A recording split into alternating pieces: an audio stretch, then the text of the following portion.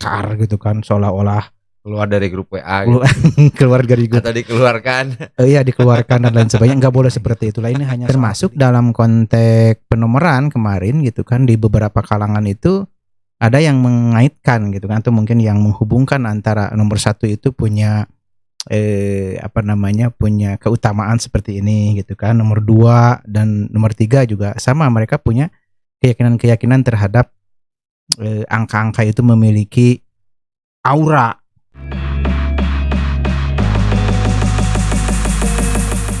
Pemirsa, kita bertemu lagi dengan Sabulang Bentor bersama saya Nizar dan kawan saya Bung Maulana Jannah. Di season ini kita akan bicara mengenai bagaimana kosmologi angka memengaruhi hoki. Dan itu berkaitan dengan penetapan pasangan calon Presiden dan wakil presiden yang akan kontestasi di bulan Februari tanggal 14 nanti 2024. Begitu ya. Iya. Dan kita tahu tempo hari di tanggal 14 November KPU telah melakukan pengoclokan atau apa namanya? Pengundian mungkin. Oh, pengundian ya. Pengundian. Tapi mohon maaf kalau salah gitu ya. Oh ya.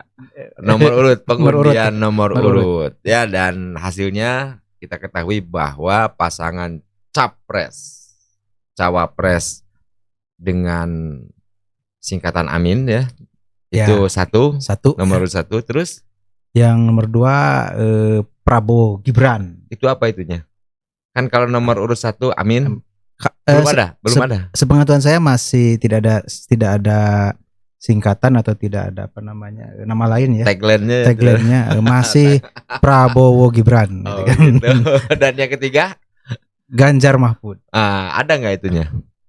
Gak ada juga. Oh, tidak ada. Sepengetahuan saya, tapi mohon maaf kalau ada ya. Oh, belum ya, belum ada gitu kan. Belum ada. Jadi kalau misalkan nanti di pencarian Google kita ketik Amin ya, nanti banyaknya ke sana kontennya ya.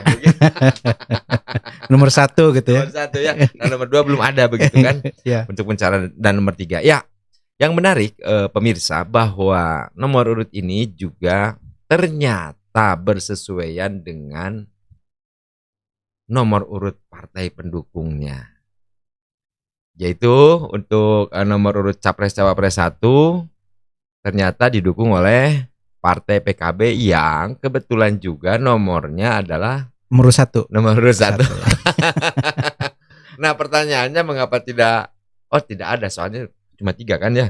Soalnya Nasdem kan 5 ya? 5 ya. Berarti tidak mungkin kan? Ada di situ ada PKB, kemudian ada yang Nasdem ya dan PKS. Kalau PKB ya nomor 1 gitu kan. Kalau Nasdem kan nomor 5. Kemudian PKS nomor 8 gitu kan. Tapi memang yang bersesuaian gitu nomor kan. Nomor 1 ya. Nomor 1 adalah PKB gitu kan. Sip, mantap ya. Nah, ini kebetulan yang kedua juga adalah untuk pasangan capres-cawapres Prabowo dan Gibran. Nomor urut 2 ya. Nomor urut 2 dan kebetulan juga. Ini perlu di tanda kutip gitu ya. Kebetulan juga Gerindra itu nomor 2 gitu kan. Nomor 2 bersesuaian dengan nomor capresnya gitu kan. Semakin yakin dengan nomor urut 3 ya. Nomor urut 3 ya. Cawapresnya PDIP gitu kan, nomor urut 3 gitu kan. Nah, pemirsa, ini kita akan mencoba menelisik bagaimana kosmologi angka ini berhubungan dengan hoki, dan di sini sudah ada Ki Maulana Jannah ya, sebagai pakar semiotika langitan gitu ya, sebagai pakar kosmologi angka. Ini menurut Ki Maulana Jannah bagaimana? Ya gini, kalau saya seringkali mengatakan, tempo hari juga kan pernah membahas tentang bagaimana pengetahuan masyarakat Indonesia itu kan tidak hanya pengetahuan rasional ya, yang bersifat filosofis, kemudian juga tidak hanya ilmu pengetahuan ya yang bersifat empiris gitu. Tapi juga ada pengetahuan yang berkaitan dengan yang hal-hal yang bersifat mistis ya. mitologi dan lain sebagainya gitu. Termasuk dalam konteks penomoran kemarin gitu kan, di beberapa kalangan itu ada yang mengaitkan gitu kan, atau mungkin yang menghubungkan antara nomor satu itu punya punya keutamaan seperti ini gitu kan, nomor dua dan nomor tiga juga sama, mereka punya keyakinan-keyakinan terhadap angka-angka itu memiliki aura yang bisa memenangkan bagi membawa keberuntungan atau hoki ya. Gitu kan. Terlepas dari pro kontra yang ada, tapi sekali lagi saya melihat bahwa dalam alam pikiran orang Indonesia itu keyakinan itu ada gitu kan. Apalagi ditambah dengan kosmologi primbon ya. Itu kan bisa menghitung dari nama, ada rumusnya. Ya. Amprok dengan pengantinnya, capresnya siapa, cawapresnya siapa, itu pengantin ya. Nanti masuk ke dalam kategori apa, ada rumusnya gitu ya. Betul. Wah, tapi saya tidak akan terlalu dalam nanti. Bisa menguntungkan salah satu calon. Tapi sekali lagi saya ingin menegaskan bahwa alam pikiran bangsa Indonesia, alam pikiran masyarakat Indonesia itu ada hal-hal seperti itu gitu kan, dan kita tidak bisa pungkiri gitu kan dalam kehidupan sehari-hari juga kan, dari mulai persoalan perjodohan, kita kan seringkali juga kan orang hitung nih kapan misalnya perjodohannya, lahirnya, kemudian nanti kalau nikah misalnya Kang Nejar nikah lagi misalnya nama istri yang kedua misalnya, itu ada hitungannya gitu. Apa itu untuk dalam keseharian masyarakat Indonesia seperti itu gitu kan, dan dihitung mereka jago-jago, oh harus hari ini akan mendatangkan ini segala macam gitu kan. Nah, dalam kemarin juga pengundian nomor urut yang terkait dengan presiden ya tahun 2024, itu juga ada yang beberapa ahli yang gituan yang memprediksi oh ini nomor hokinya gitu kan, nomor ini hoki, nomor ini tidak hoki gitu kan. Tapi saya tidak akan menyebutkan nomor satu tidak hoki, pasti hoki lah gitu kan menurut pendukungnya gitu kan. Iya. Kemudian nomor 2 juga pasti hoki gitu kan menurut pendukungnya, dan nomor 3 juga hoki menurut pendukungnya. Tapi kalau bukan pendukungnya juga dia akan mencari alasan lagi, oh ini tidak hoki gitu kan. Ya gitu. Jadi alasan-alasan itu ya kalau dilihat dari perspektif logisnya berarti itu kirata ya. Dikira-kira kemudian nyata gitu nanti. Ya, baik, tapi juga yang menarik dari dari pengundian itu adalah bagaimana juga orang berpikir mitis di alam sekarang, terutama responnya dari netizen. Ya. Banyak konten yang kemudian memaknai bahwa angka 1 itu nanti seperti apa praktiknya di dalam pencoblosan misalnya. Angka 2 seperti apa. Kan itu kan membangun mitos baru gitu loh. Iya, ada juga yang seperti itu, tapi sekali lagi itu berlaku bagi para pendukung yang ada di pasangan masing-masing gitu kan.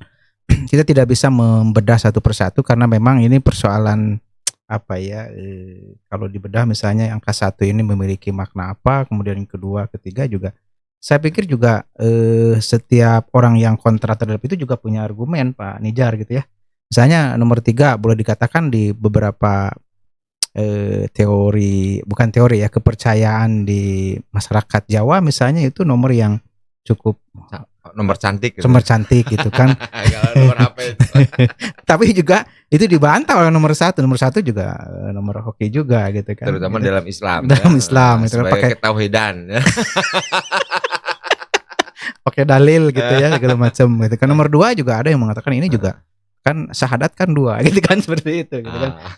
Jadi semua pasangan, semua pendukung dia memiliki argumentasi, memiliki dasar ya, argumen dan lain sebagainya yang kadang-kadang juga saling menyerang tapi juga saling melengkapi gitu kan, seperti itu. Berarti kita sebagai warga yang akan berpesta dalam demokrasi di tahun 2024 nanti tanggal 14 Februari ya.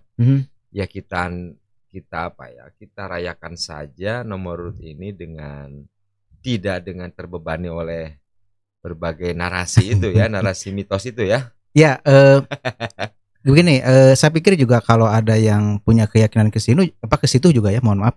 situ saya kira wajar saja dan lumrah dalam konteks masyarakat Indonesia gitu kan, yang notabene masyarakatnya plural ya, Bhinneka Tunggal Ika gitu. Nah, tetapi yang paling penting adalah bagaimana membedah ya visi dan misi dari ketiga capres tersebut gitu kan. Itu masyarakat kita harus pandai memilih dan memilah mana yang memiliki visi bagus gitu kan, dan bisa mensejahterakan, bisa memakmurkan masyarakat Indonesia ke depan dalam 5 tahun ke depan. Karena pilihan masyarakat itu ketika dia memilih itu akan berkonsekuensi pada 5 tahun bahkan mungkin 10 tahun yang akan datang gitu kan, dampaknya itu. Artinya masyarakat diharapkan bisa mengkorek gitu ya, lebih dalam terkait dengan tiga capres itu gitu kan, baik dari sisi track recordnya, kemudian visinya, latar belakangnya. Yang penting jangan masuk ke personalitinya dalam konteks presiden gitu. Kalau kita nggak suka terhadap calon tertentu, nggak usah menjelek-jelekan, nggak usah membuat namanya jadi jelek, martabatnya menjadi tidak bagus. Yang penting kalau tidak suka jangan dicoblos. Pilihlah yang tadi yang memiliki memiliki track record yang bagus gitu kan. Tidak usah menjelek-jelekan di medsos, tidak usah menyerang pribadinya, keluarganya. Itu politik yang dalam pandangan saya itu kurang bagus, bahkan dikatakan sebagai politik kampungan kalau seperti itu gitu kan. Kalau tidak suka ya sudah selesai. Kita mencari alternatif yang lain yang kita lebih cocok, kita lebih lebih bisa menurut kita gitu kan, bisa mendekatkan aspirasi kita untuk mewujudkan tadi Indonesia yang lebih baik, Indonesia yang lebih makmur gitu, seperti itu. Baik, pemirsa Sebelang Bentor, ternyata tidak ada hubungannya pengundian nomor urut yang menghasilkan nomor urut 1, 2, 3 itu siapa saja. Yang pasti menurut Ki Maulana Jana yang tidak ingin membedahnya lebih mendalam dari sisi kosmologi primbon atau feng shui ya dalam bahasa Cina. Itu ya, yang pasti kita menjadi pemilih yang rasional, bukan pemilih yang emosional. Betul. Begitu mungkin ya. Ya. Jadi pemilih close statement. Ya, pemilih yang rasional itu tidak hanya terhindar dari persoalan-persoalan yang tadi gitu kan, menjelekkan calon presiden tertentu, lalu kemudian mencari-cari kesalahan dan segala macam, tidak begitu. Tapi kita fokus pada prinsip-prinsip yang terkait dengan visinya, misinya, lalu kemudian track record sejauh mana calon presiden itu memiliki track record yang bagus, itu yang baik gitu kan, sehingga masyarakat punya keyakinan pilihan saya ini nih gitu kan. Dan tentu juga masyarakat yang lain tidak boleh saling mengganggu. Kalau misalnya Kang Nejar sudah punya pilihan, saya nggak bisa maksa untuk memilih calon tertentu ya. Kita harus saling menghargai gitu kan. Bahkan juga demokrasi di Indonesia itu harus lebih dewasa, lebih pembangunan culture demokrasinya harus terasa di rumah tangga, di masyarakat, di tetangga, bahkan juga dalam konteks negara Indonesia gitu kan. Perbedaan dalam konteks pilihan capres itu bukan hal yang menjadikan kita menjadi bertengkar gitu kan, seolah-olah keluar dari grup WA gitu. Keluar dari grup atau dikeluarkan. Iya, dikeluarkan dan lain sebagainya. Nggak boleh seperti itu. Ini hanya soal pilihan saja yang saya pikir juga nggak boleh saling bermusuhan lah gitu ya. Biasa saja hadapi. Sekali lagi saya ingin mengatakan dalam konteks capres itu kita hadapi dengan riang gembira lah, santai, riang gembira, kemudian bahagia.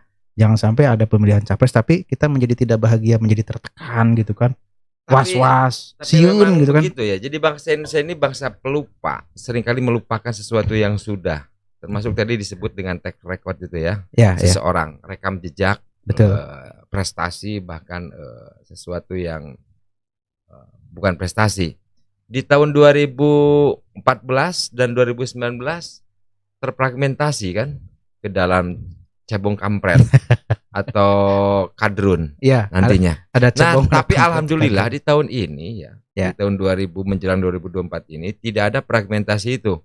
Hanya saja mungkin maksudnya di dalam pencarian Google itu tidak kentara misal apa gitu ya namanya. Enggak sekarang. Cuma ada ini, ada apa? Ini paksi perubahan. Ini paksi lanjutkan. Semacam begitulah kurang lebihnya. Tapi saya pikir itu ada kemajuan ya dibandingkan dengan tahun 2019 ya sama tahun 2014. Iya, kan itu head to head head to head dan tentu itu saling melabeli ya kan, bahwa ini adalah kampret, ini adalah kadrun, ini adalah cebong gitu kan. Jadi saya pikir demokrasi jangan dibumbui gitu-gituan dong gitu kan. Oh, orang yang tidak setuju dengan Prabowo disebut dengan cebong gitu ya. Yang tidak setuju dengan Pak Jokowi disebut dengan kampret. Penengahnya ada kadrun gitu kan, seperti itu.